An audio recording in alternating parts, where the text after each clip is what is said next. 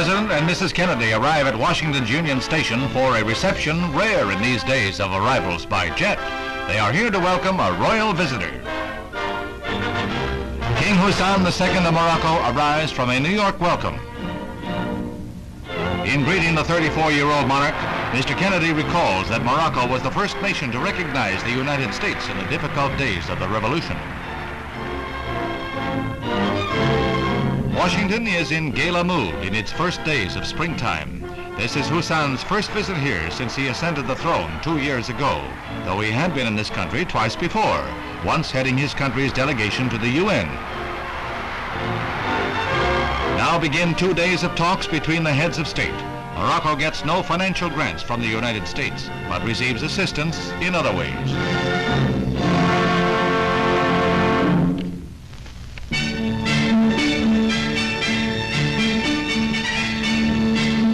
The answer for the fishermen who want to get where the fish are and get there in a hurry may be the gyro-copter, which is what inventor Igor Benson calls his airborne runabout. It's as easy to operate as an outboard motorboat, but has a far wider range. Motor and blade have been checked, fishing tackle safely stowed, and now our flying fisherman gets himself squared away. It takes about the distance of a football field for the gyro to take off, but after that, the sky is literally the limit. That plus the fuel supply. The machine carries a load of 250 pounds, including the pilot. Future models are planned for 3 passengers. The braking devices allow the little copter to land in a scant 80 feet of water. What it does to the other man's fishing can only be imagined.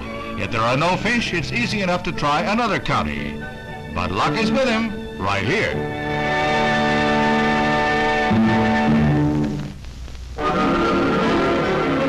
Broadway gets the birds in every sense of the word. The Hitchcock thriller arrives to play the palace and introduce Tippi Hedren to her future fans. Tippi and Mr. Hitchcock have some foul work afoot, the foul in this case being 1,000 homing pigeons. The producer and his star open the cages, and the Alfred Hitchock Racing Pigeon Handicap is on. The winner's owner, that is, will receive a trophy and a 2-week vacation in Florida. As the pigeons wing their way home, Mr. Hitchcock's Birds settles down in its new home on Times Square.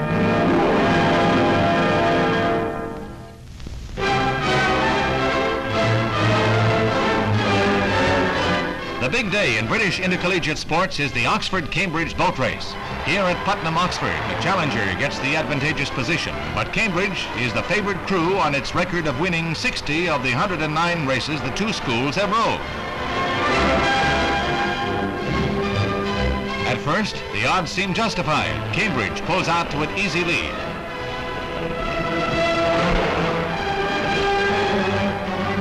Oxford crew, with American Duncan Spencer calling the stroke, starts cutting down Cambridge's lead as they approach Hammersmith.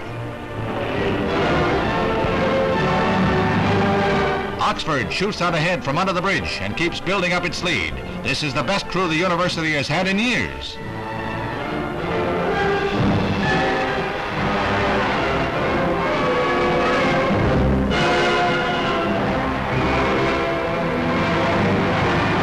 Oxford rowers are so far ahead now they can practically coast in home. Oxford crosses the finish line in fine style, 5 lengths ahead of their rival in this century-old league.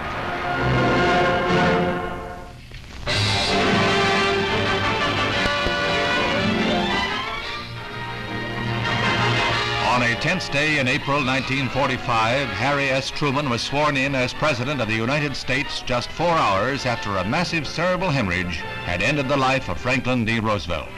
Chief Justice Harlan Stone administered the oath of office. Throughout America and our far-flung military encampments, flags flew at half-mast for the fallen leader. The funeral procession moved slowly through the streets of the stunned and saddened capital. People wept openly along its course. Mr. Roosevelt had appeared drawn and weary upon his return from the Yalta Conference 6 weeks earlier, but no one had any premonition that death was so imminent.